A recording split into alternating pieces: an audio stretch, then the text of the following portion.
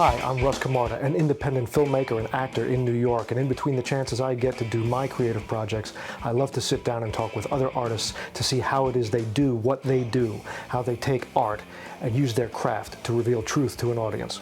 So in this series of conversations, you'll meet some people you may recognize, some people you won't recognize, but they're all independent artists, and we'll get in depth in a long-form conversation to see how it is they do what they do.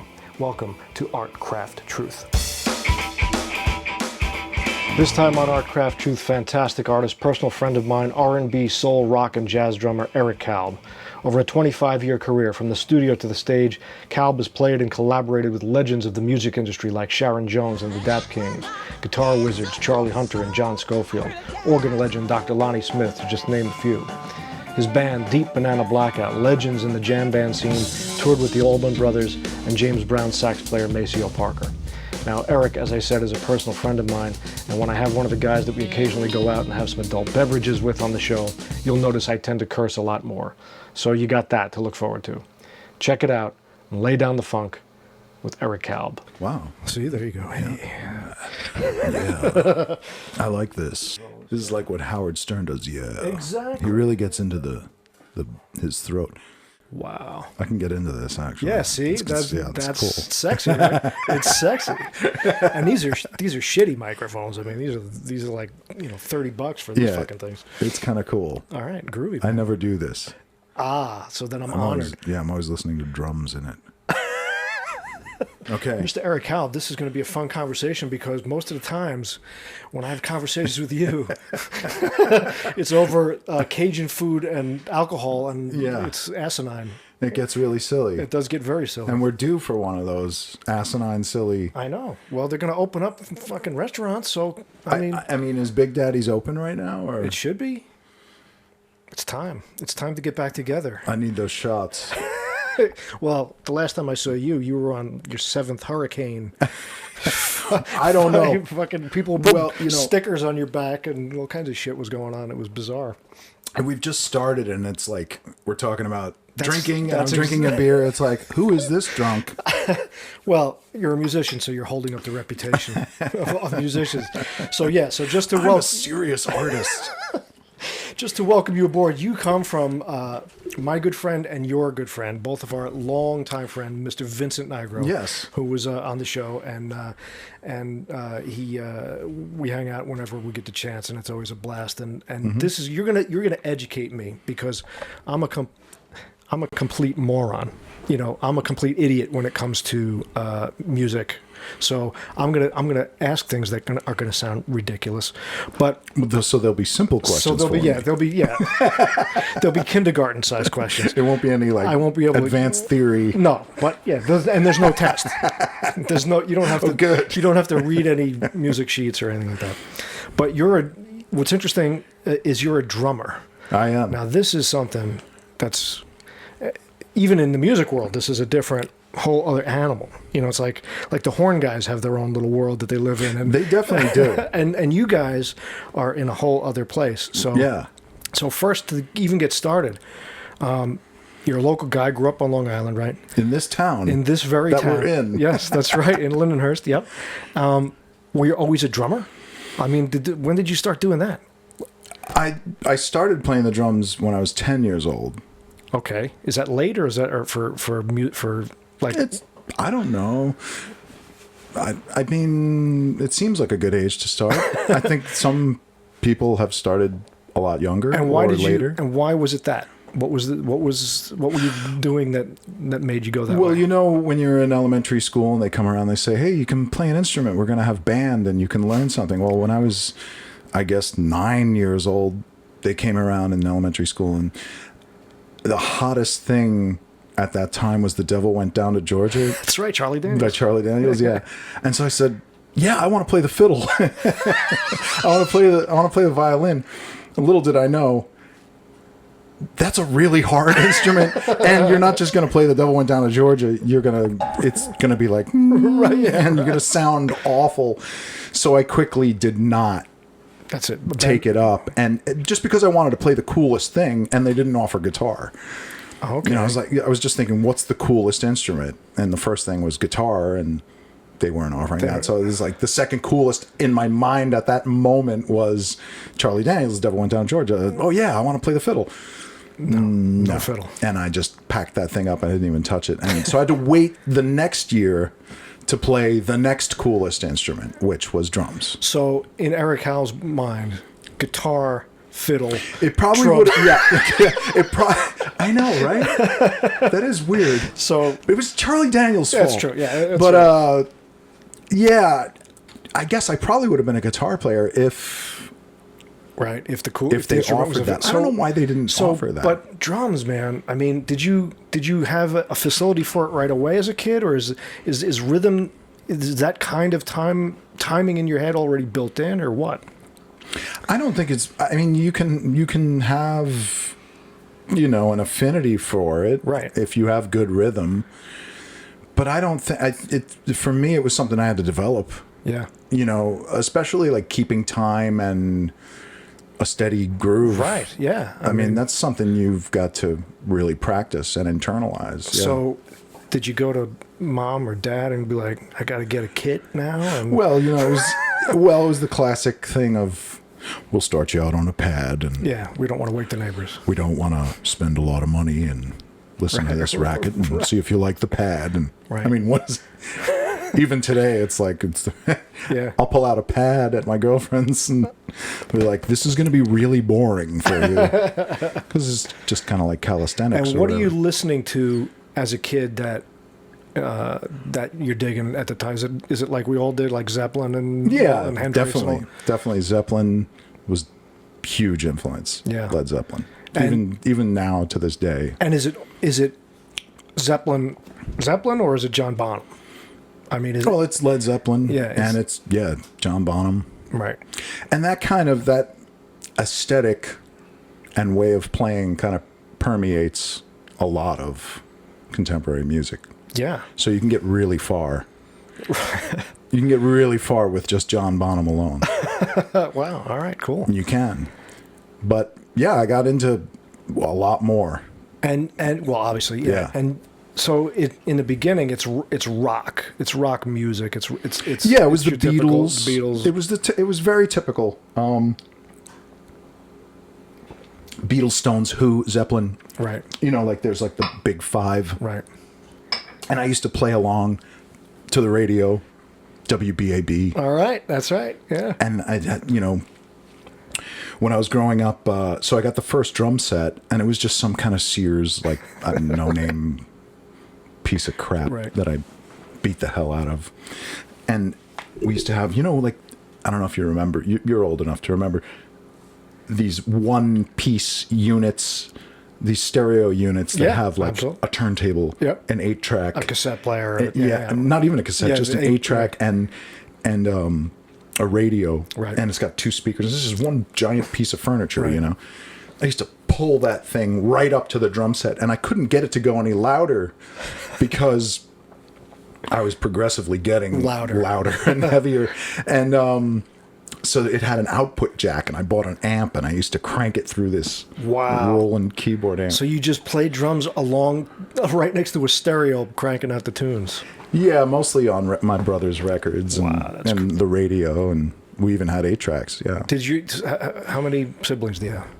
I have one. Just older one? brother. He's 5 years old. Did he play music? Was he involved in anything? No, but he was really into, a lot of music, like rock music, like Zeppelin and Sabbath and stuff like that. So that influenced me. And then he was also into like a lot of the progressive rock bands like Yes and Genesis. And I kind of latched on to the whole Genesis Phil Collins thing pretty hard. Maybe because Phil Collins was lefty, and he was super popular. You were Southpaw in the 80s, right. yeah. Okay. So, I used to have a drum set that was basically Phil Collins' drum set. He became more of the hero for me, the archetype. I did not know that. Wow. All right. But you never included the vocals in yours. No, I'd probably be a bazillionaire. If I went that route. So you and Vinny both went to the Cultural Arts Center. Yeah, right. So what was that like? And you were there before him, right? You went. It was. I think he mentioned to me that he got there and you were already there, or you stayed longer, or some shit like that. I think I was there a year before him. Right. And then our friend Mike Coffey was there the year before me. Okay. And so I went there 2 years. So what is that experience like when you're a young kid and now you're in with all these other kids who can play, who can really, who are, the bar gets raised a little bit. What's that? Yeah, there's a lot of musicians, but not just musicians. There were theater people and dance, drama, visual arts. Right. So what is that? It was modeled after, the Fame School in New York, which is the LaGuardia High School for the Performing Arts. This was like the Long Island version of it. Yeah, right. And there were some really great teachers there. And you're just like thrown into like this melting pot with all these kids from all over different districts of Long Island. And was the talent level... Did it, surprise you when you got in there? It's like, well, now I'm in a place where it's like a conservatory where it definitely had that vibe. And yeah, there were definitely some standout players. Yeah. And, it was mostly like classical based oriented because a lot of the teachers were from Juilliard and so on. But there was this one guy there who was the head of the jazz department. His name was Dave Burns. Okay. And, he's a bit of a legend to a lot of us on Long Island. Actually, a lot of musicians knew about him, and he was a trumpeter who played in Dizzy Gillespie's band in the 40s. Wow! So many of us that were more, like rock kind of musicians who hadn't been exposed to real jazz, kind of gravitated towards Dave, and Dave was very cool. All right, so let's get into this because you also while you're here is you're bringing the funk later, which is that's what we know. We kind of There's a lot of stuff, but you start with listening to rock and now jazz becomes an influence. What is that like when you first hear that? It's got to be like, did you dig it right away or? Well, I think my first exposure to jazz was more like the fusion kind of stuff, which kind of, you can get to from the rock thing. Right. So it went rock to the fusion, but then I realized that it wasn't really like jazzy jazz. And then Dave Burns kind of set us all straight. All right, on what that was about. So set me straight. Give me a briefer. What is it? I mean, what is jazz? What do we need to know about it? That's a heavy question. See, man, that's deep. I come with the fucking big artillery right off the bat. Well, if you ask 10 different people, you might get 10 different answers. All right. But jazz is Louis Armstrong. Okay. Miles Davis. When I think jazz, I'm thinking, and again, I'm talking as a layman out my ass, I'm thinking improvisational, very organic kind of a thing. Not that the craft isn't the same, but less crafty. You know what I mean? Less written. Am I wrong? Is that a big part of it? It can be written, and it's mixed. Improvisation is a big part of it. Yeah. And there can be written. Right. There can be written music right. that also involves. Now, this is a question. This is an interesting question because talking about improvisation in jazz and any kind of music, are you the one guy in that setup that? I mean, how much do you have to control the time? Like, in other words, can you play off of the other music? Can you riff? Can you do that or is your job so important to keep that time? Do they have to play off you? How does that work as a drummer? I mean, yes to everything you said. Everyone's listening to each other, right? In the best setting, yeah, right. With the best players, everyone's listening to each other, and you are all playing off of each other, and you are improvising, right. Sometimes creating something out of nothing, sometimes improvising over a form, sometimes playing a through composed piece. Right. And then, boom, make a jazz noise here or something. The one thing about jazz is there's so many different types of jazz. Okay. Alone, it can be subdivided into all these different styles. Right. And I guess my question really is like, because the drummer is kind of the metric, the beat of the thing, can you, like, is there room for going off that? Like, is you know what I mean? Like, I'm not phrasing it correctly, but well, I think I know what you mean. You mean like playing keeping time, right, disregarding the time. Yeah, right. I mean, sure. Okay, all right. So if you're with the right people that are into that, right. Or if you're not, you might get a dirty look. It depends.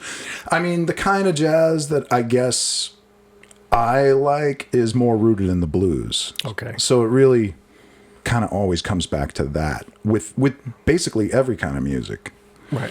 For me, is like music that is coming out of a blues thing. So when you go back to something like Led Zeppelin, right, they're coming out of a blues thing. When you go like Miles Davis, Louis Armstrong, it's all coming out of a blues thing. Okay. And the further it gets away from that, I tend to not really be as interested, but there are definitely some amazing... Sure. There's some amazing things happening so as there you, as well. As you go along learning your craft, do you have heroes? Like, do they change? Like we talked about Bonham as a kid. I mean, do they remain, or do you get different kind of influences as you move along? Definitely, you go through. I mean, lately I've been. It's interesting that we're talking about the whole high school thing, because with this whole pandemic, and there hasn't been a lot of movement. Right. I haven't been really going many places other than Long Island and visiting my dad. I've been kind of going back to a lot of those original influences and checking them out and seeing, what did I like and why did I like it and do I still like it?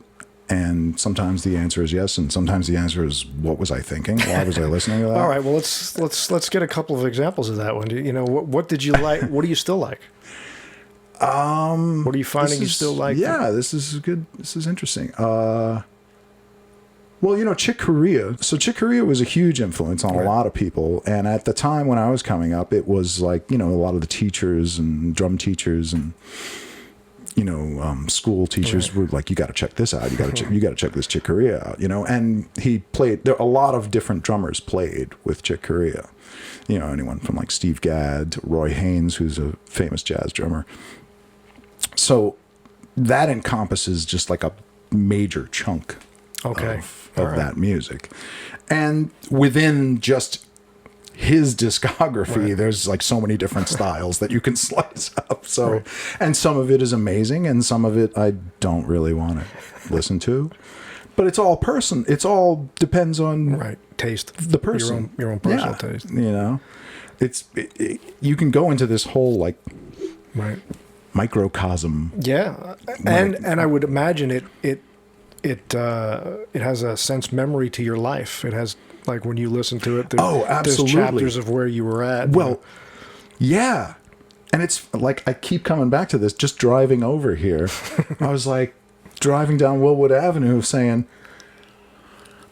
I remember listening to this right on this corner right here. That's right. Yeah. Because it's my high school years in this town. That's cool, yeah. And my college years. And like we talked, one of the other guests who was on here was John Hampson from 9 Days, and he said you guys worked in the same music store. Down the street at the music store, That's crazy. I know. That's amazing. So, all right, so let's get back to you're in the cultural arts thing. Yeah. Are you hooking up with other players and forming like, associations and band, like Coffee becomes a friend, Vinny becomes a friend? Yeah. Like, are you starting to play together? I used to have musicians come over to my house, and we would, in the basement, we would have jam sessions. That's awesome. Yeah. And what were you jamming back then? Well, we would play rock. I would just like a kind of it's kind of been the blueprint for like my whole career is, you know, we would have like, I would have a set of musicians come over that were into rock music, and we would play that style. Or there would be a set of musicians that were very adept at jazz, and we'd come over and have a jazz session. That's cool. You know, and at what point? And then later on, as it even developed further, coming out of that. At what point do you know that you're good? I don't even. You don't know now? I don't really. I'm not sure. I think we can probably just look at the resume and figure it out. But I mean, when do you know that it's like, okay, I fit here. I can do this with these people. I could do a gig, or just you knew that you belonged, and this was something you were going to do as a career path. Oh, that. I think in high school, there was a lot of practicing. And once again, like lately, I've been practicing probably more than the type of practicing more than I have done in recent years. Just because it's very similar to the type of practicing I was doing in high school. Okay. Which was I used to practice 8 hours a day. I would literally practice the drums 8 hours a day in high school. And I can't do the things that I used to do. I don't even know how I could do them. But I think that goes hand in hand with taste-wise. Like, I don't want to do some of the things that I used to do because maybe it was kind of tasteless, and you wouldn't be able to get away with it on a gig. You know, there was this thing I was thinking of that earlier when I was practicing that I wanted to talk about, actually. There was this article where there was like these neural pathways in your brain, and they just, if you keep doing something over and over, wear a nice deep groove into it. Yeah, but if you stop doing it, those pathways like dry up. That's it. And I feel that way about practicing the drums. Like certain things that I stopped doing, they're kind of buried in there, and I'm actually trying to get them back, for just to have them, you know, because it's like a toolbox where you have. Right. So, and I would assume it's that way with acting. Of course it is. I mean, as a matter of fact, I mean, I haven't gotten to do live theater and I used to do it all the time in the 90s and early 2000s. I was on stage all the time, show after show after show. Yeah. And we were thinking about, I haven't been on stage in like 20 years.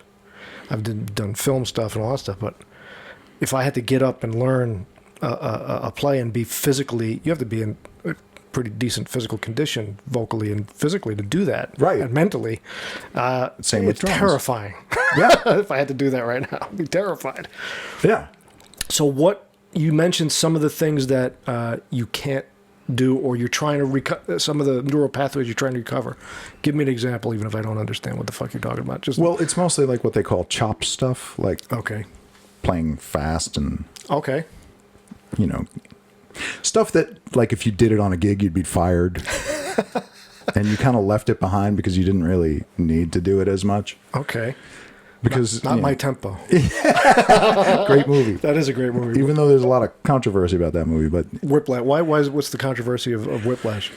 A lot of jazz musicians or educators were like, "This is terrible. This guy is a monster. A monster that nobody should be allowed to teach like that." But I think they were missing the point of the artistic direction of the movie. Right, it's a movie. Well, it was like a surrealist comedy, about the fears going on in someone's head, who is in a conservatory setting, and the dangers of overdrive. I mean, it was very surreal. I only watched it once, and I thought it was amazing. That's great. Yeah, well, but I feel like a lot of people couldn't see. They were just offended. They were offended because the music was kind of dumb. It wasn't really like real jazz or whatever.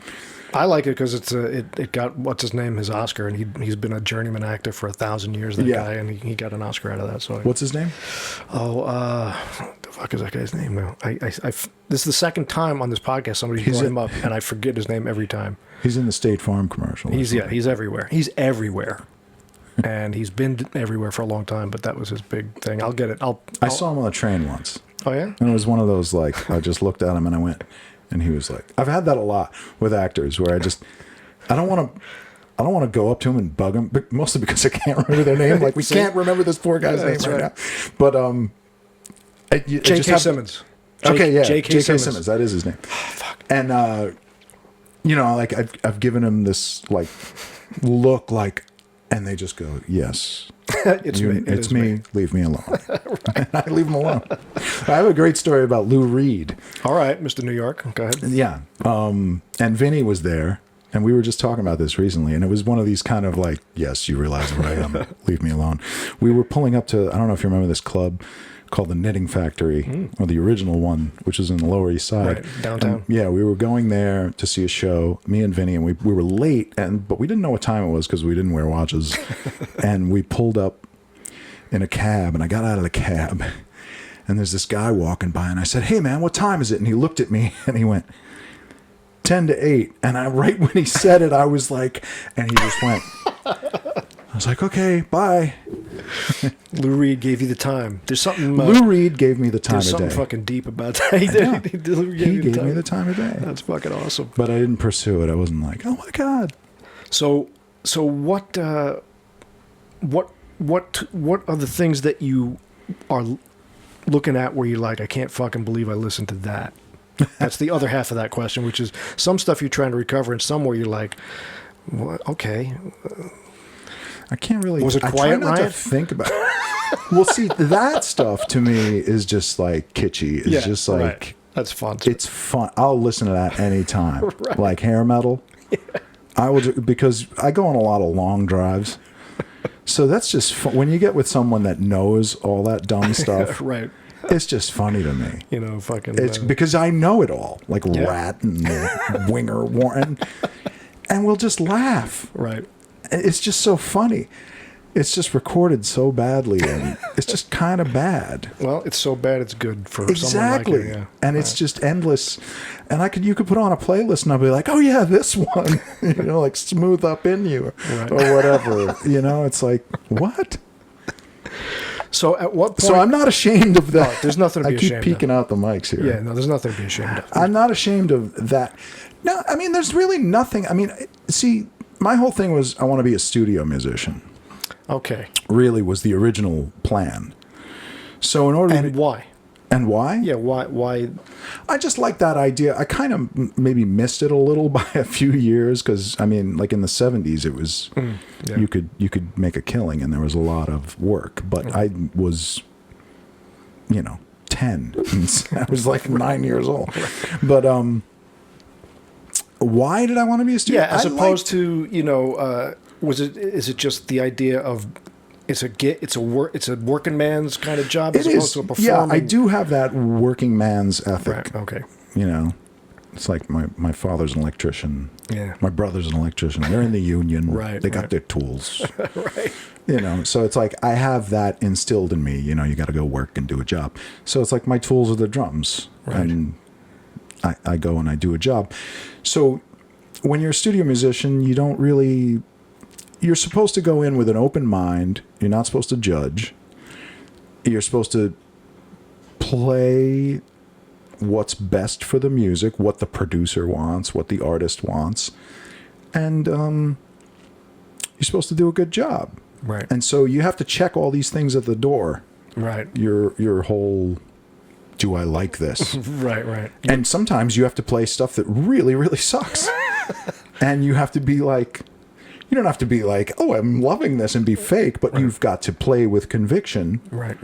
You're accommodating the artist that's in the studio. Yeah. So it's not in turn.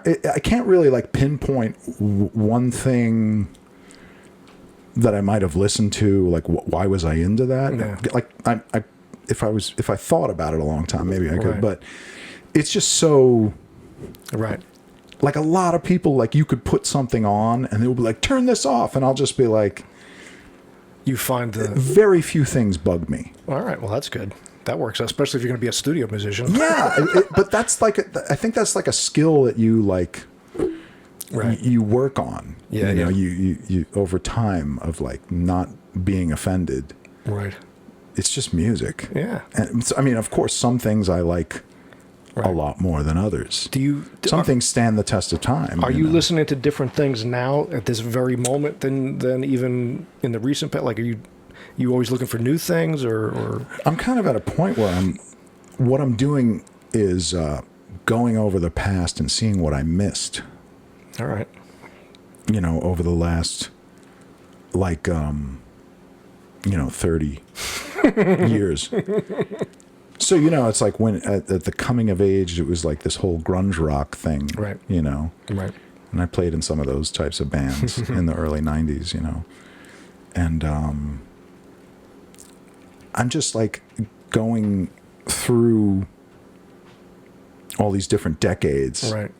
And saying, okay, what did I miss in a certain genre, or what'd you come up with?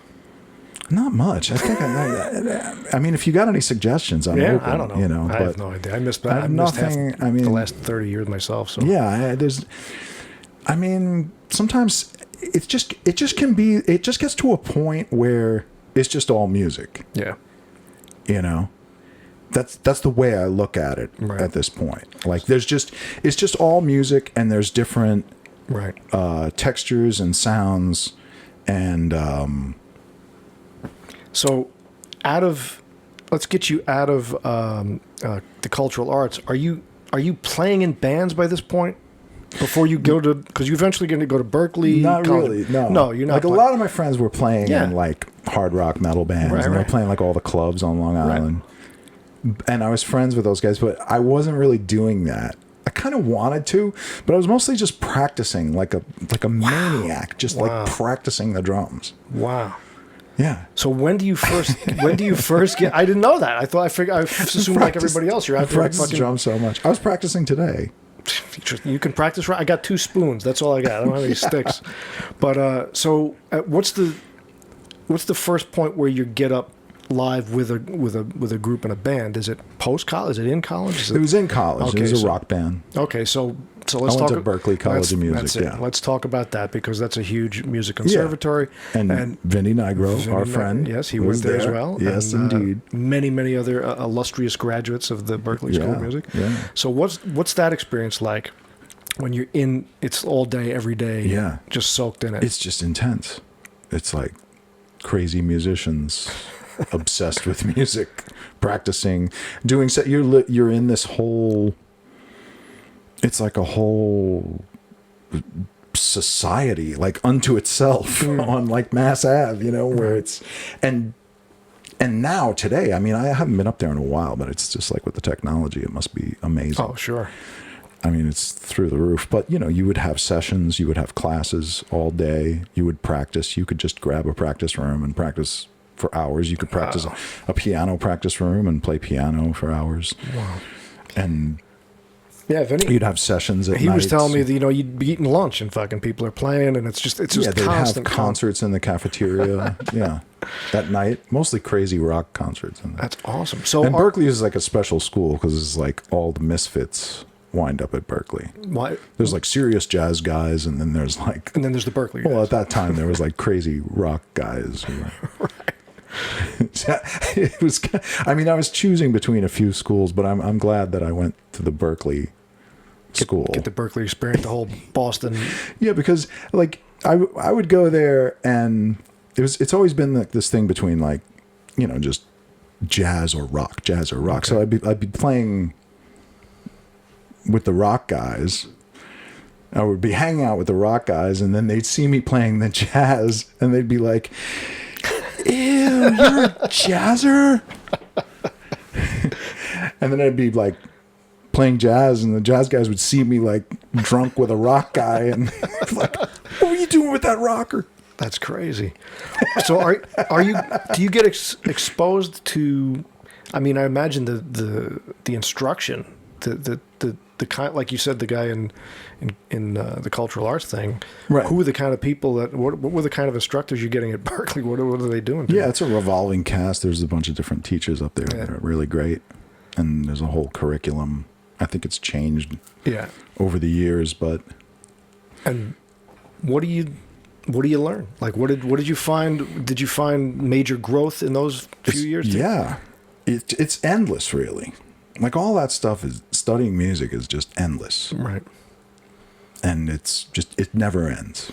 I feel like you're you're boring your eyes through my head Right now, Yeah, it's fucking frightening, actually.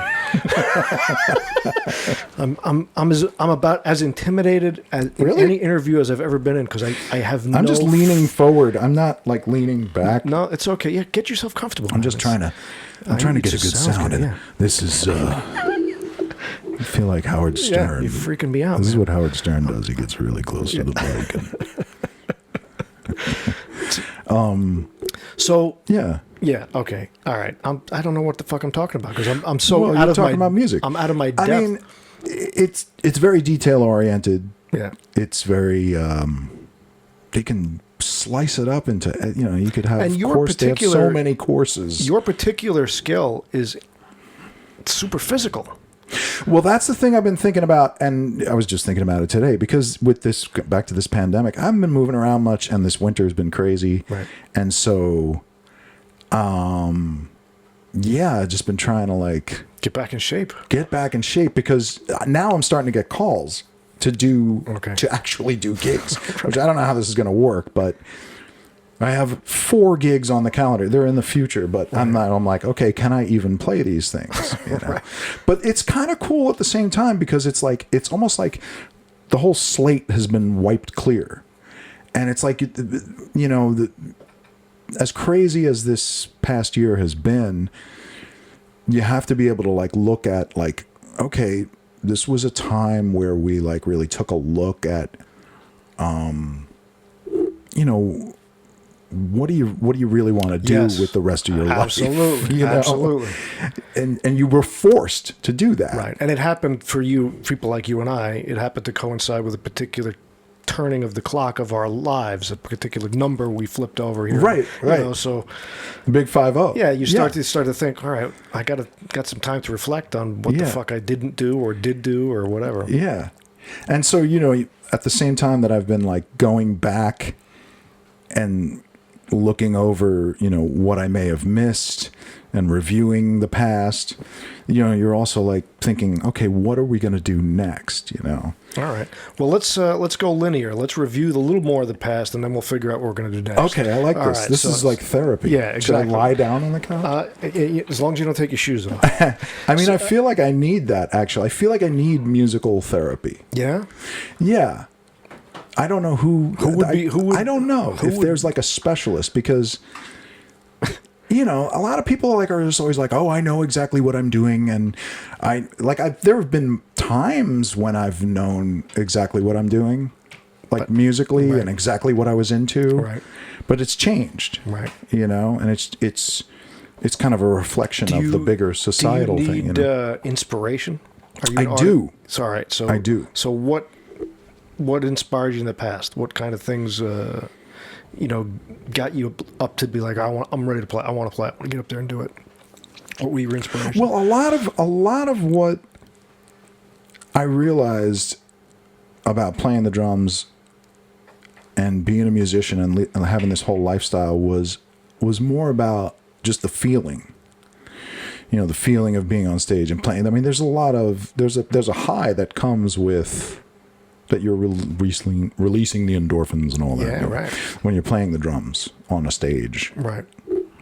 And you can get addicted to that. Yeah, it's not only the physical engagement and the sonic engagement, but there's a energy of an audience that's pumping stuff back when to it you. all works perfectly, it's just like, yes. Yeah. That's why a lot of people keep doing it. That's why a lot of musicians just give it away for free. It's a problematic way to make a living. It is, yeah. Especially now. It's a little different than it used to be. Yeah, sometimes. and a lot of people don't understand that part of it. Right. Because it's not just like some other kind of job where you just show up and do it. Do you think it's because of the way of the world right now, the situation of the world, that inspiration isn't there? You think if you were kind of in the loop of things, it would be easier for you to get up to find that thing that turns you on?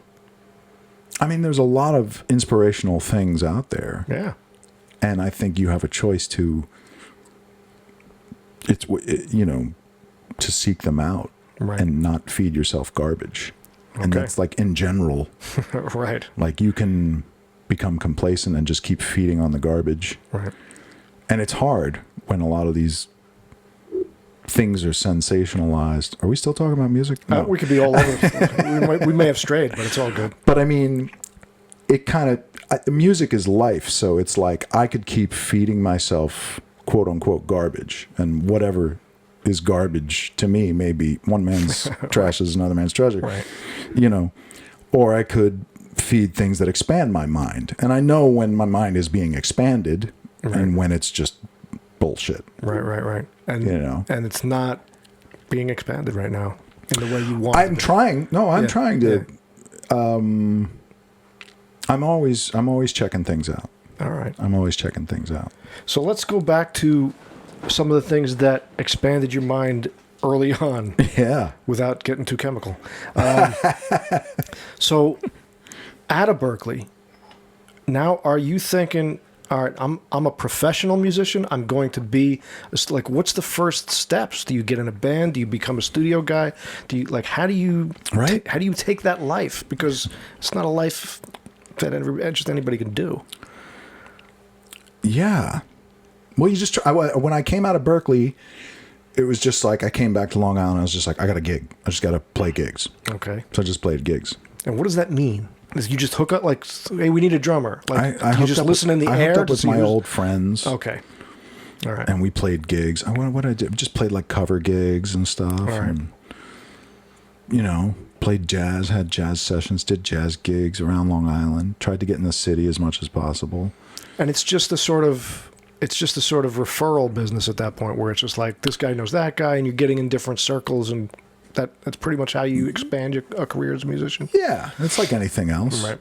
You know, I'm sure it's that way. I mean, how is it for actors? It's like, well, I mean, it can be that way. I mean, you especially in theater and local theater, and even once you get into the Broadway kind of situation, there are circles, but you still have to go get the gig. It's a little more rare for somebody to go, hey, we need a guy who can do this.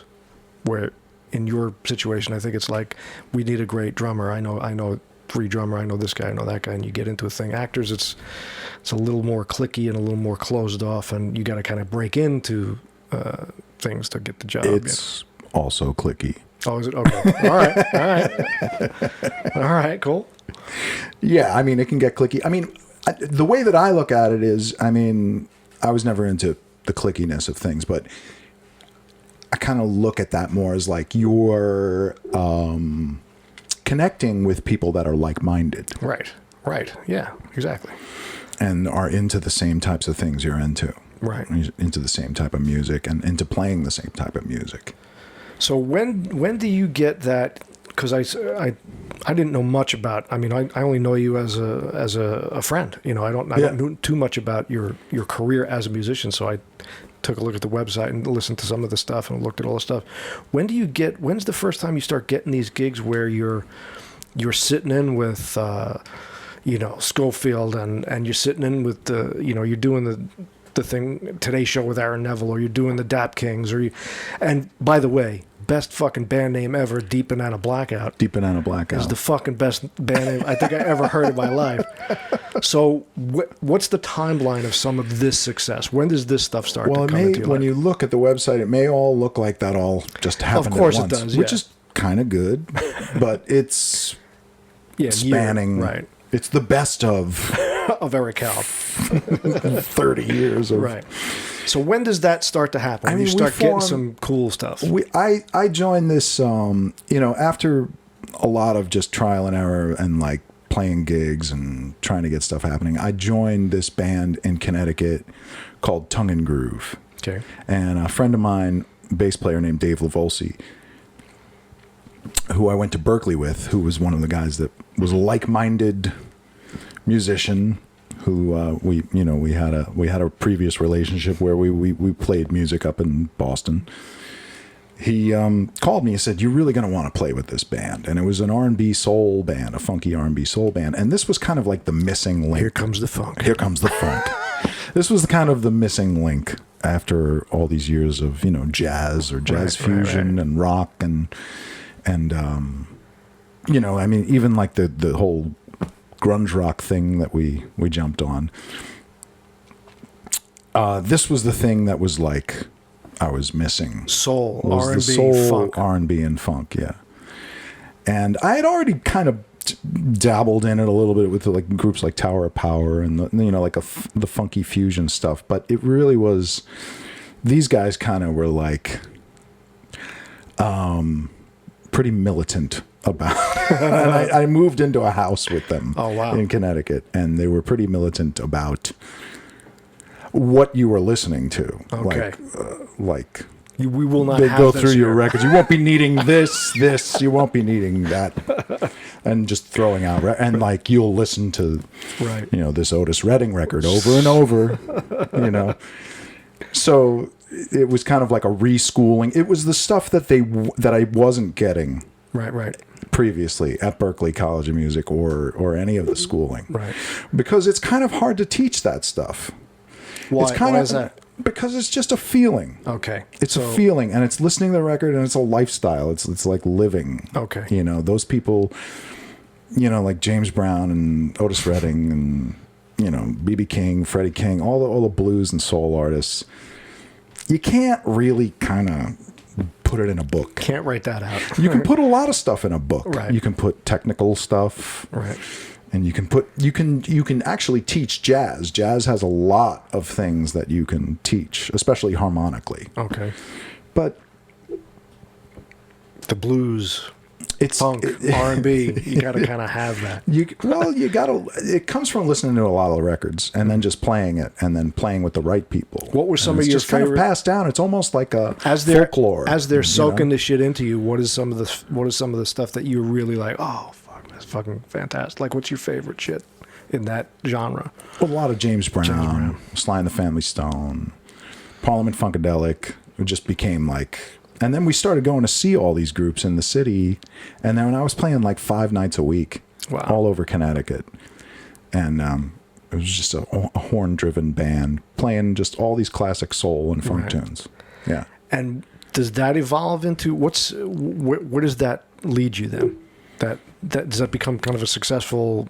Are you making it was a living? cover band. It was a cover band. Okay. So it really didn't. We were making a living. We were doing gigs, right, and it was cool, but it wasn't like, you know, at that time a lot of people were like, you got to get a record deal, and you know, this is like the early 90s, right, and I threw all that out the window. I was just like, I don't give a shit about getting a record deal. I'm just like into the feeling of playing this genre specific, all right, you know, and learning all this stuff because I hadn't been exposed to it, right, you know. Bands like the Meters and James Brown specifically. Right. So does that band evolve into when did the original stuff start? So that band kind of breaks up, and then we kind of reform, and that's when we formed Deep Banana Blackout. Deep Banana Blackout. First of all, where does that title come from? It was a dream that the singer had. And she was Deep Banana Blackout. Here's the true story. Yes, I'll take the true story. There's a lot of fake stories. I'll take anyone that you give me. I'll believe it. The true story is the lead singer had a dream, and she walked up on a giant mushroom, and the guitar player was sitting on top of it, smoking out of a hookah. And he said, we have to call the band Deep Banana Blackout. And she laughed so hard that she fell out of bed and woke up. That's it. And then she told me that. And I said, if we don't call this band Deep Banana Blackout, I quit.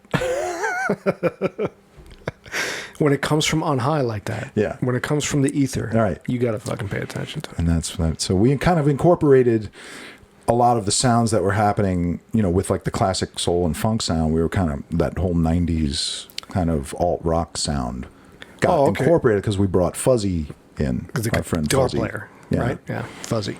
Yeah. And Fuzzy was more, you know, he was well-rounded. He's still alive? Yeah, he might watch this at some point. Yes, he might watch this. And is well-rounded and was into just breaking out of. We were, you know, it's like anything. You go into this like study of like just one genre, right, and you do it long enough, and you're just like, I want to play anything but that now. Right. You know? Right. And so we got to this point where we just wanted to create whatever we were into at that time, and not restricting it, and it took being original and writing music. That was a big part of it. And now this is an interesting thing, because I've had a couple of songwriters on here and musicians and how they write and how they think.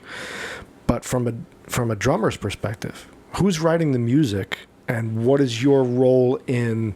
Is it just like they're bringing melodies and lyrics to a thing, and then you put your thing on it, or like how do you contribute?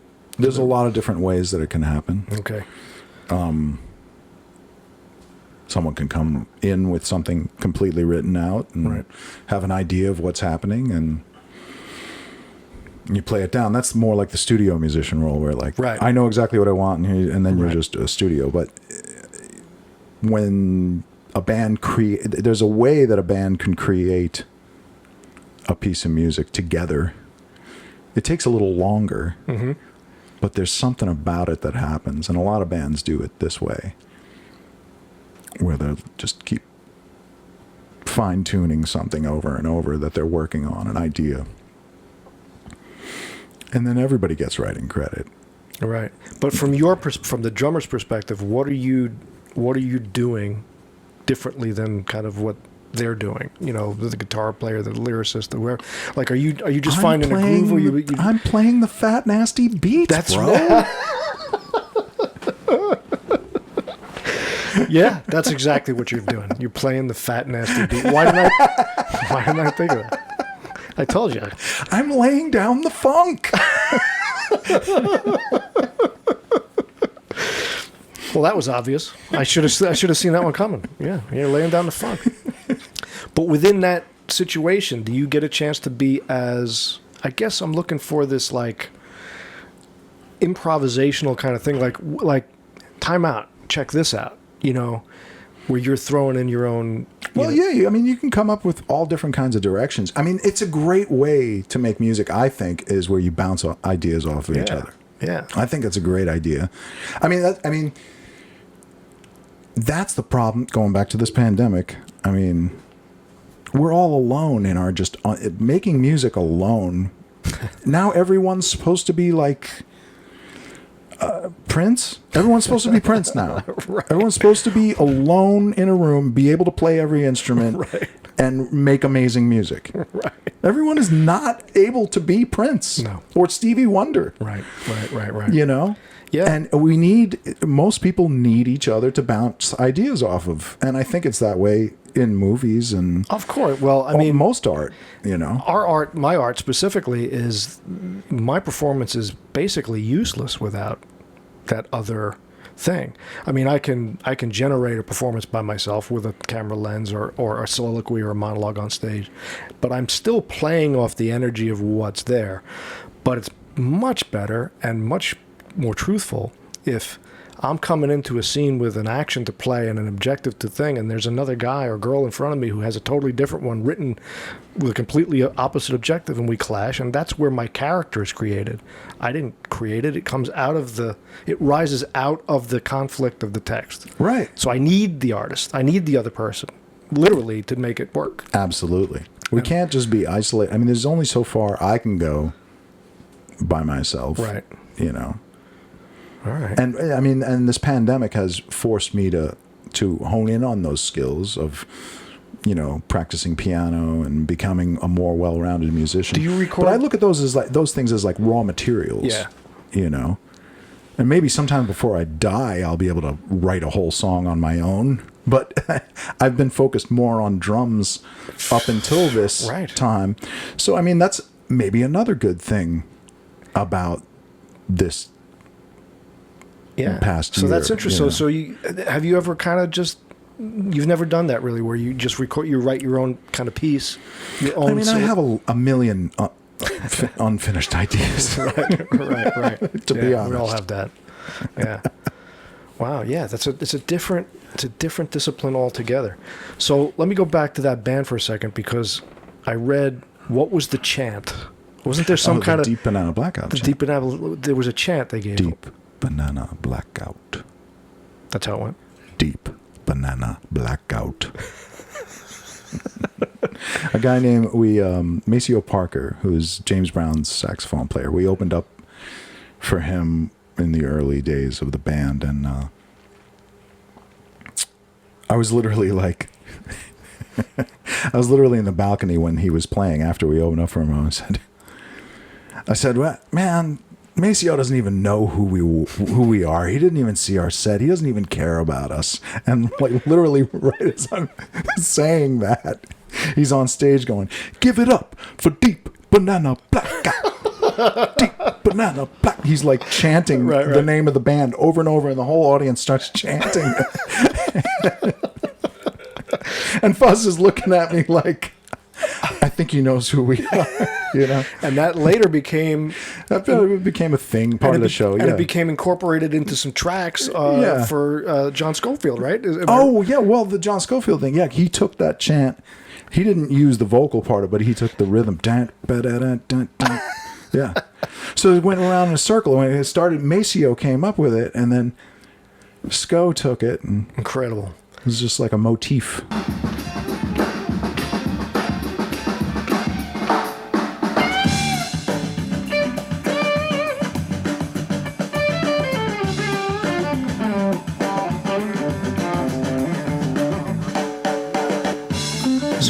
So when do you start to get involved in those circles? We were playing a lot of festivals, and the band was growing, and we were getting around. And at that time, this was like the late '90s, and this jam band scene happened, and we got involved in that, and that was great because that opened wide up, and people were just doing this whole jam band thing. You could, at that time, you could be into whatever you were into, and it didn't have to be, alternative or blues. Or you could play a blues tune. You could play a rock tune. You could play a funk tune. Right. You could stretch out on a crazy improvisation. And the audience was going with you. And it was a great time, and there were a lot of festivals. So we started doing these festivals, and John Scofield, who's a great jazz guitar player, he saw that happening, and he started getting involved with those festivals, and we met up, and he liked my playing, and invited me over to his house, and we jammed, and then I played on this record called Bump with him, which was really awesome. Great experience, and he's an awesome person. About that experience when a jazz virtuoso guitar player, legendary character digs your stuff. And well, I was like walking on thin air. That doesn't make sense. I was walking on thin air. I was walking on broken glass. Dude, that was the next thing I was going to do. I know. What was that, Annie Lennox? Annie Lennox, yeah, that's right. Yeah. Broken glass. What was it? I was walking on air? You were walking on air. You were above the ground because it was so Is that intense. the same? Yeah, you were walking on air. I was walking on air. Well, I mean, going back to the Berkeley School, I mean, he's like a hero of that whole scene, because he's like a jazz rock guitar player. Legend. Who just kind of seamlessly fused those two styles together, and was always a person like, man, if you play with Sco, you made it. So that was a big deal. So take me to if you can remember, take me to where he approaches you with this, because I assume it was him who said, "Hey, you want to go?" Come? I think I kind of engineered it. I don't think he approached me. All right, that's fine. Well, we were playing at this festival called the Gathering of the Vibes, which was a festival that happened in Connecticut every year for about 20 years. I don't know. It was a great festival. We played it every year from its beginning to, I don't know, maybe I can't remember anything anymore. It's maybe all 2016. Like I said, there won't be a test. There'll be no marks. Yeah, nobody's going to say whatever the fuck you want. Is somebody going to use Snopes if I say something? Nobody gives a shit. 2016 maybe First of all, was the last year. Nobody's watching. That's Anyway, he was there playing with his band, and he was hanging out backstage, and I went up to him and I asked him to sit in with our band. because that was the environment. Right, it was right, this right, right. it was this cross-pollination kind of, everyone was doing it. So he was like, yeah, I'd love to sit in with your band. And he's like, what are we going to play? And I was like, I don't know. We got this tune you could play a solo on. And That's so cool. I can't even remember what it was now. But just that alone, I was like, oh my God. Yeah, right. I played with Sco. Yeah. And then he called me up and he was like, hey man, that was great. You want to come by my house? And I was like, yes. And I just thought we were just going to jam. And then we jammed. And then after we played at his house, I went over there with my friend Dave, the bass player. And after that, he called me and said, hey, you want to play on my next record? And I was like, great. And wow. I thought that was going to be it. And then he was like, hey, you want to go on tour with me? Wow. And I was like, okay. Yeah, that's awesome. So it was a great experience. It was amazing. Where did you go? What was the tour? I just did like some West Coast and Colorado stuff. That's neat. Yeah.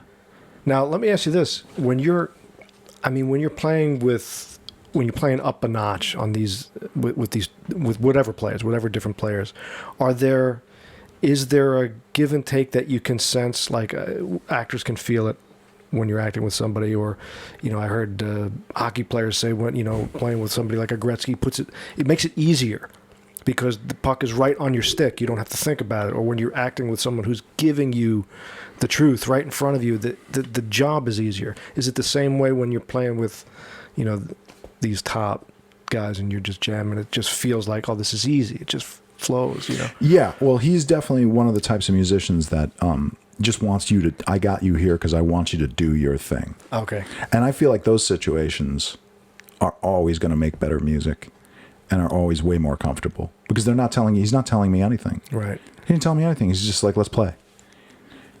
And there's been a couple of times where I've had that, and I feel like that's the best music. And then, conversely, there's some, I've been in the studio where someone like is putting every little note under a microscope, and it's like, okay. Yeah. It maybe something good came out of it, but it doesn't feel as organic. Right.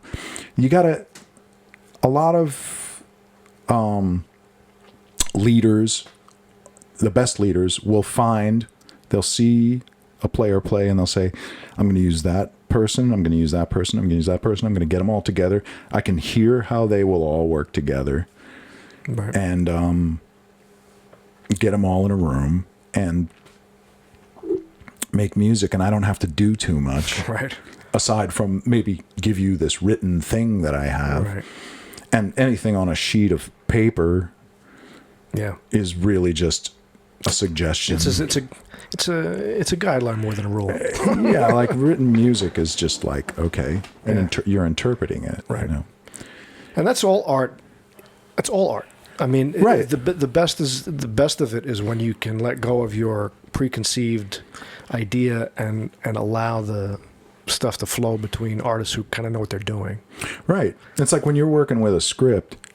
You have a script. It's like words written on a piece of paper, and it's like the actor is supposed to bring it to life. Mm-hmm. Exactly. And then the director is supposed to say, well, a little more like this, right? Right, yeah. And it's the same in music. Right. It's like the musicians are supposed to bring those parts to life, and then the producer or the composer is supposed to say a little more like this. Right. But it's like don't overdo it. Don't overproduce. Don't overproduce. Don't overdirect. It's the same. Right. There are so many parallels that you can draw between, at least recording and making a movie. Right. Oh, absolutely. And that's where people fall into traps, is because, and it's out of fear. They want to hang on to that picture in their head, or they want to hang on to that thing real hard. Right. And it's like, let go. You got to let go of that. But it's like that in life. Yes, it's like if you say, I'm going to take a drive to the beach today. And when I get to the beach, I'm going to do this, and this. And then you go there and you had a great day, but you're like, wow, that isn't completely like what I thought it would be. Right. It's like, that's what music is. That's what art is in general. Right. You know, it's very similar to what's happening right now. Totally. It's very I was thinking that earlier. See that? This is a giant improvisation. I have no fucking... It's all an improvisation. Life is an improvisation. We have no script. Yeah, not even close. Do you need more beer? Okay. I'll have to get you another. I don't know if I have another Stella, but I'll look. I'll dig one out for you. But, I almost feel like we're not in a pandemic anymore. we're on the outer skirts, the outer edges. Somebody, I heard a newscaster use the term reentry anxiety. Wow, that's dirty. That's fucking dirty, man. Reentry anxiety. It was Lester Holt. Ah, Who's always freaking me out. Every time I see that that's because he guy. does Dateline. And he has this like look in his eye like, you're fucked. Reentry anxiety. Yeah, that was his new term. I have Reentry anxiety. I don't have that. No, I don't have that. I'm good with re-entering. I mean, Entering, re-entering. it is dirty. Either way. It is. You just made it dirty. I did. That's my job. I just got why it's dirty. Yeah.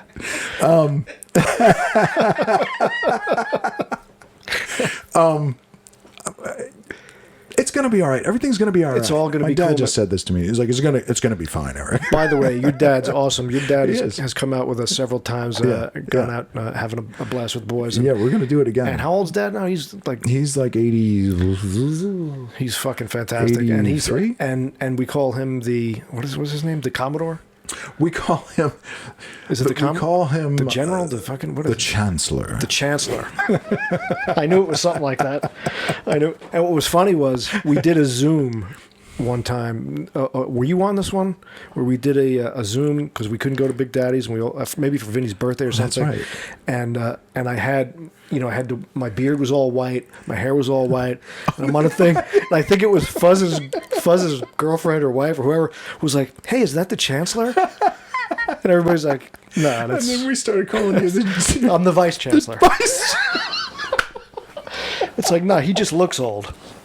He's not 80. Vice Chancellor. So that's who I am. I'm the fucking Vice Chancellor. Oh my god. That's why I dyed my hair now, so I don't look like a fucking Yeah. Santa Claus anymore.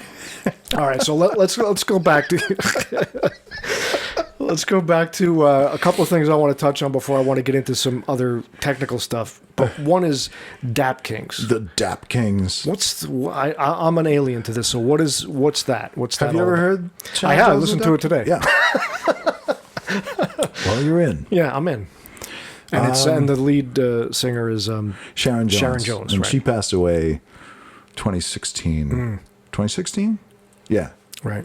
Yeah. And that's funk R&B type stuff too, right? Isn't it? Yeah, that's what you call that was like a whole movement, underground kind of movement that happened in Brooklyn. Okay. That I was very lucky to be part of. What was? Explain that to me. What was going on? Yeah, we'd call it the Deep Soul Revival. That's what they called it. Oh, cool.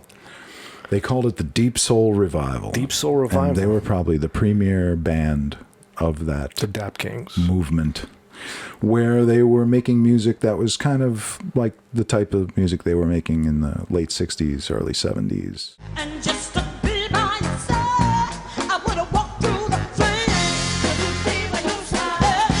Would you be by your side? But now it hurts me inside just to hear your name. Just to hear your name. Oh, the hard way that your love is true. The hard way, baby, that to be your fool. And how did that come? How did you get involved in that? How did they find you, or did you find them? That was when shortly after I moved to Brooklyn, after I left Deep and Anna Blackout in 2003 or 4. And then I moved to Brooklyn. By the way, you sound like James Spader. You got a real James Spader-esque Cool. quality, that's a compliment. I'm honing in on my... I should be an actor someday, maybe. You should be. You could do Spader in a heartbeat. Really? You got him okay. down. Yeah. He's good, right? Yeah, he's real good. He's real good. Cool. Yeah, so I moved to Brooklyn, and my intention in moving to Brooklyn was to play music with like-minded people. Mm-hmm. And I'm basically all about R&B, soul, funky drumming. Yes, you are. And No I had fear been of playing. re-entry there. Yeah, no.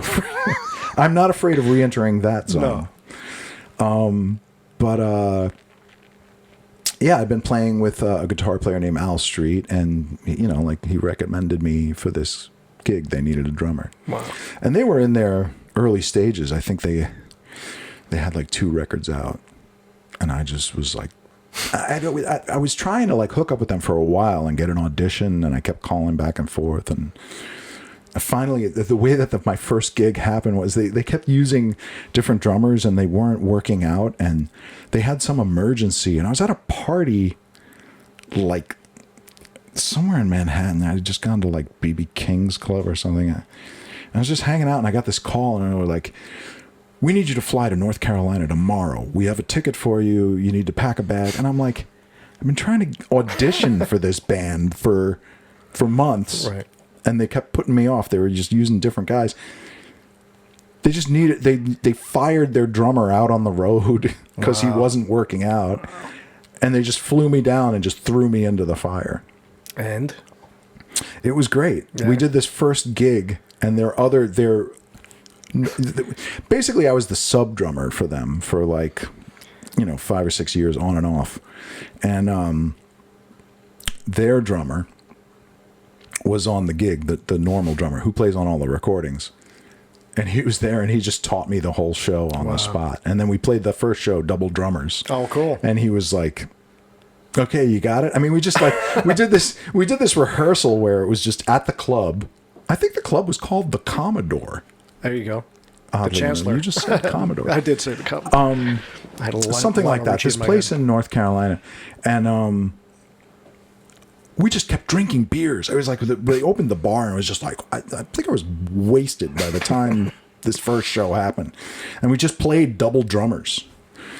And somehow made it through the whole show, learning all the music. And then he was like, you got it? Okay, cool. I'm out. See, I'm going back to New York, and I just got in the van with them, and just wow. And how long did you end up playing? I mean, that first tour was like a 2-week tour that just Jesus. I got the night before. Wow. And how That long was weird. And how long did you play with them? Like, how long did that thing stay together? Well, they were a band for like, I don't know, like almost 20 years. Yeah. They started in like 2000. I mean, I was still in Deep and Out of Blackout when they started. But then I played with them for about 2 years, and then I left, and then I came back and did another tour for like 3 or 4 years. So in the interim of all this, when you're playing with a band, are you also doing like other like studio types? Yeah. You're working as a drummer Whenever you can get home. Whenever you can get home. Yeah, so it's like the whole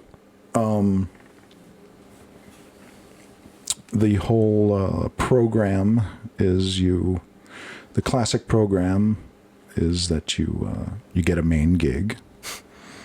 That's your touring gig. Okay. And hopefully it's a good gig. And then whenever you're home, you play locally and you do recording sessions. And is this that's still that that's playbook? the plan. That's the plan. That's the playbook. That playbook is still your life to this day? Not right now. Well, not right now. But Right now, I just stay home. So do we all. We all fucking stay home.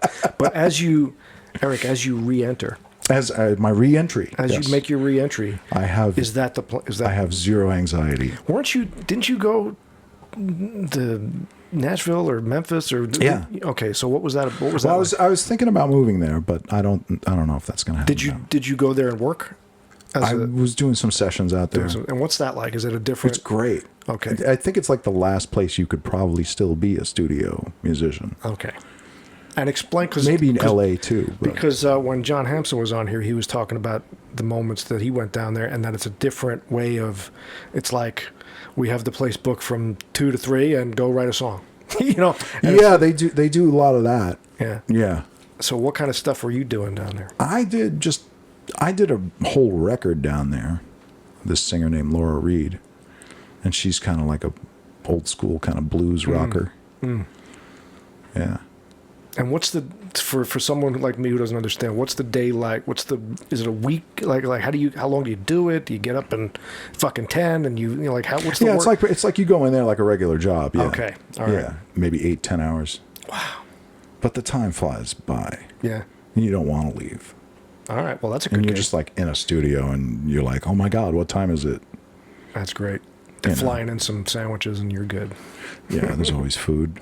It's like, a lot of musicians don't ever tour, and that's all they did was just go from studio to studio. Right. That was kind of my original plan, but I wound up starting this band and then touring with this other band.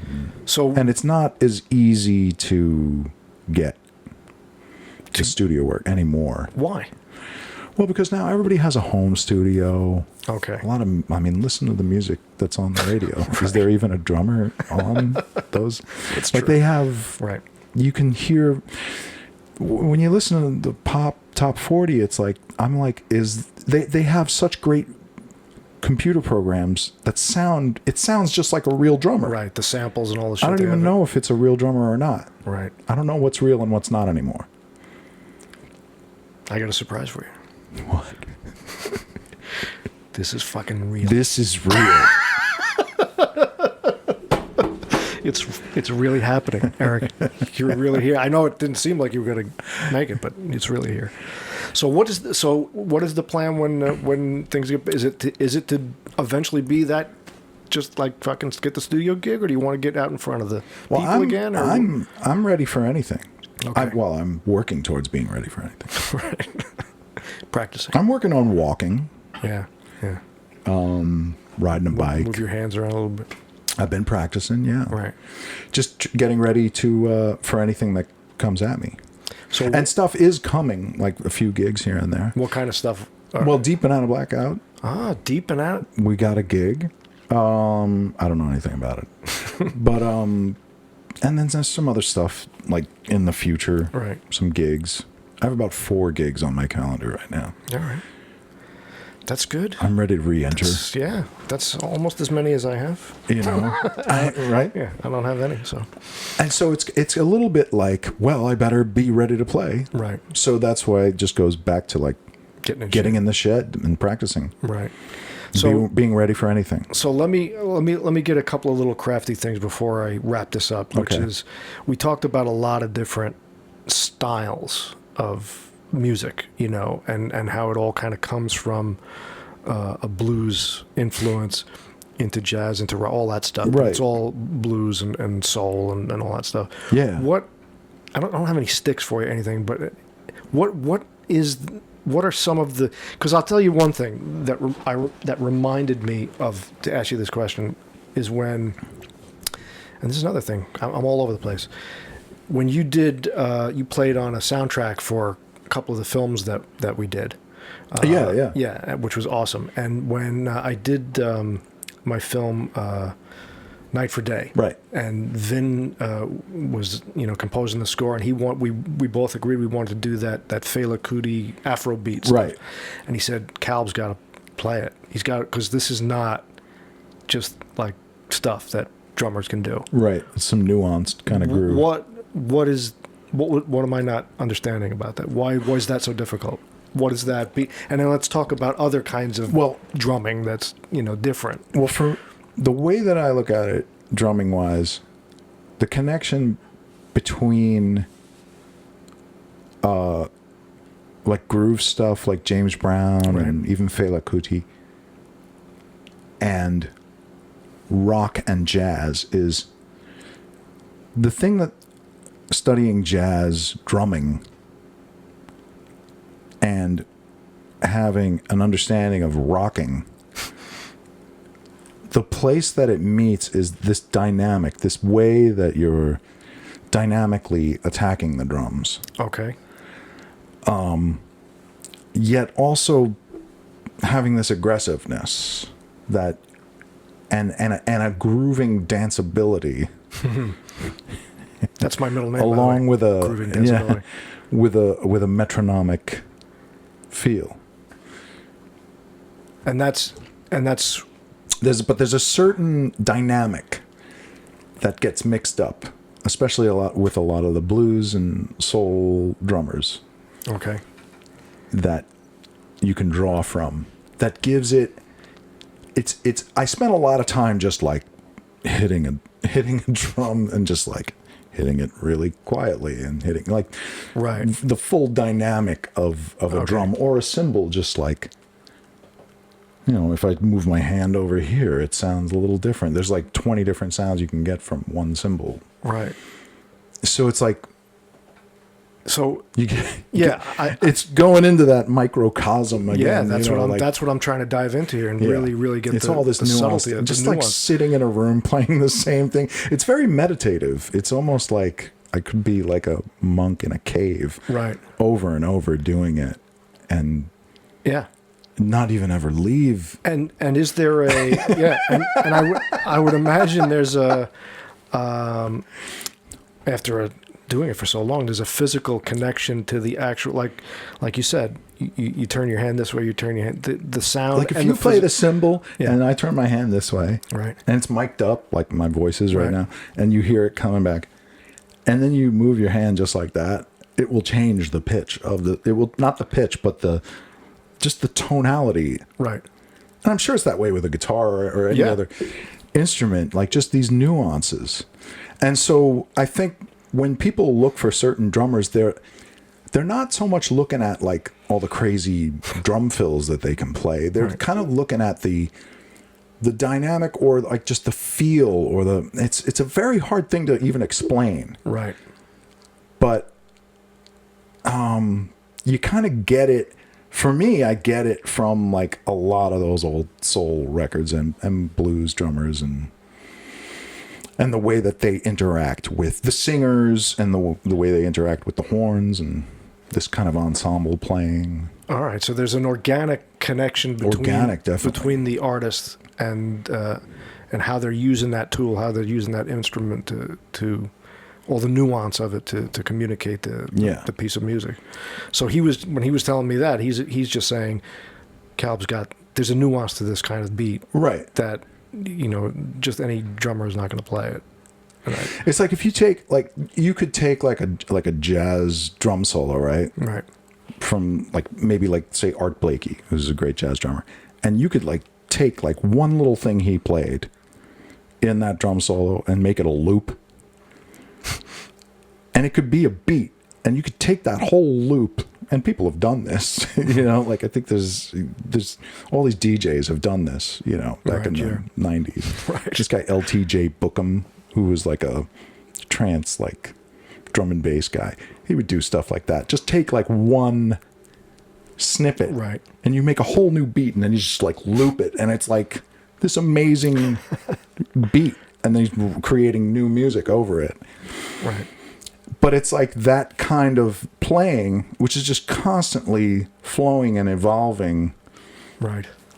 As you're doing it, just improvising. Right.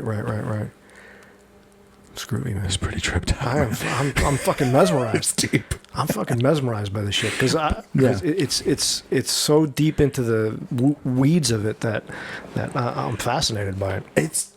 It's like looking into a microscope. Yeah. It really is. That's why hours and hours can go by, days, weeks. You're Howard Hughes. Your fingernails you're pissing in a cup. You're like, hey man, let's fucking get crazy. You could. Wow. It's never ending. Really, music is never ending. Well, let's. I want to see that when we get you there. I want to see what you look like after a few weeks out of pandemic. Out of pandemic, coming out with your nails and hair after growth. I go into the shed, we call it, into the cave, the drum cave. Right. I've been thinking about practicing more, just so I'm good. And I have a new record that I've been working on. Okay. It's time for me to plug my record. Yeah, plug a record. I have a new record. It's called Southpaw. It's not done yet, but it's almost completely mixed. And I have a few video clips for it that I'm working on. And who's playing with you on that? Are these It's what you call an organ trio. again dirty fucking language? You put an organ trio. What kind of shit are you doing, man? It's a dirty organ trio. It is actually. It's I've done a lot of this. I found that this type of stuff. I toured with a guy named Dr. Lonnie Smith in 2008, and he's the most amazing jazz funk organ player. He wears a big turban. They call him the Turbinator. He's on Blue Note Records for years, and I was lucky enough to tour with him. So this genre, this style, I've done a lot of. like almost obsessively, like almost to the point where like I need to stop, but I can't. It's an addiction. So I finally decided to make my own record, and I got two of my favorite guys to play with in New York City. A guy named Matt Chertkov plays guitar, and a guy named Kyle Kohler. Was there a lot? There's a lot of H's in that. Kyle Kohler Okay. is a great organ player. And Matt wrote a lot of the music, because if I waited to write my own music, I'd probably be dead. So he's kind of the ghostwriter, and it's this jazz and funk. Cool, man. And what's the plan for that? What do you want to do with it? I'm Get it out finishing there up and- mixing it. Right. It's been a really long, slow process. And I got I'm in the process of making a couple of video clips, because I had a camera crew come into the studio, Nice. and I recorded it at this place called Brooklyn Recorders in Schenectady. No, I was going to say, Brooklyn. in Brooklyn. Yeah.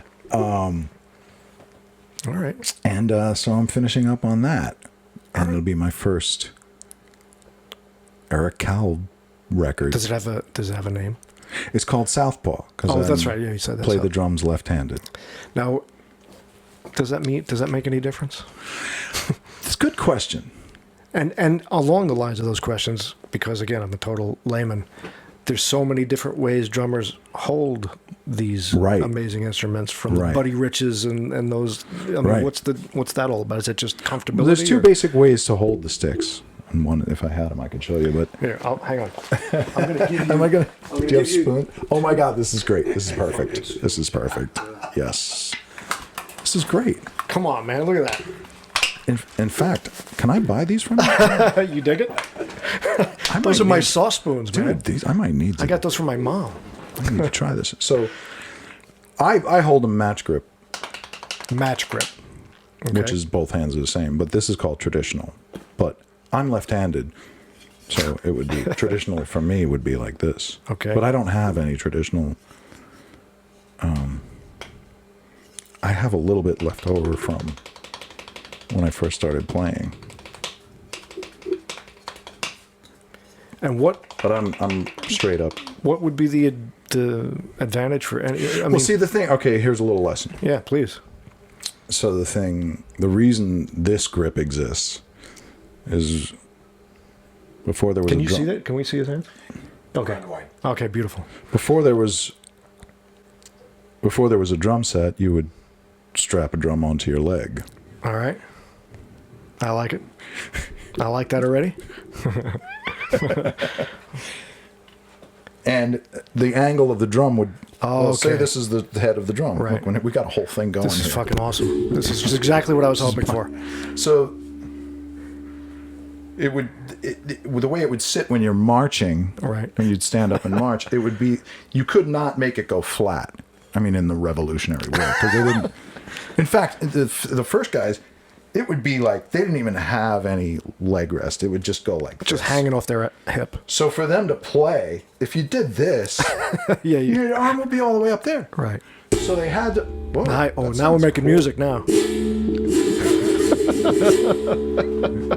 Oh my God, it's gonna get trippy now. This is where shit happens right here. This is what I was waiting for.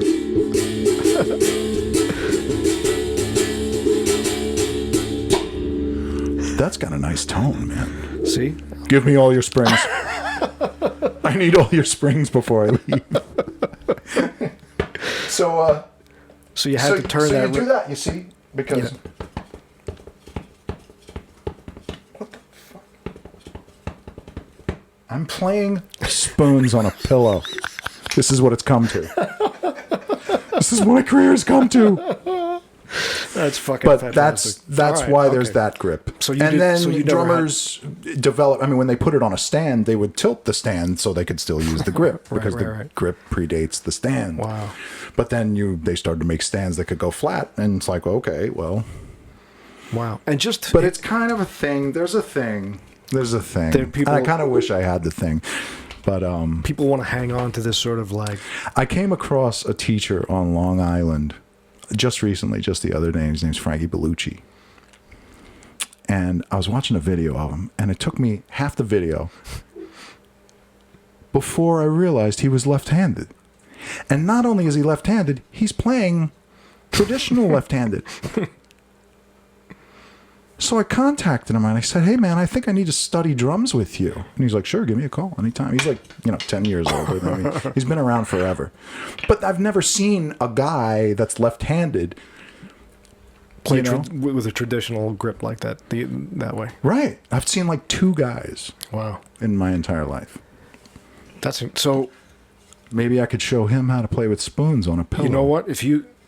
Trade off. Nobody's done that. I don't think ever. I think that's I'm going to go off of my hand and say that's probably a first. I'm more interested in this spring. It's kind of like, yeah, got a little didgeridoo going on there. Wow. It's very Aboriginal. Wow.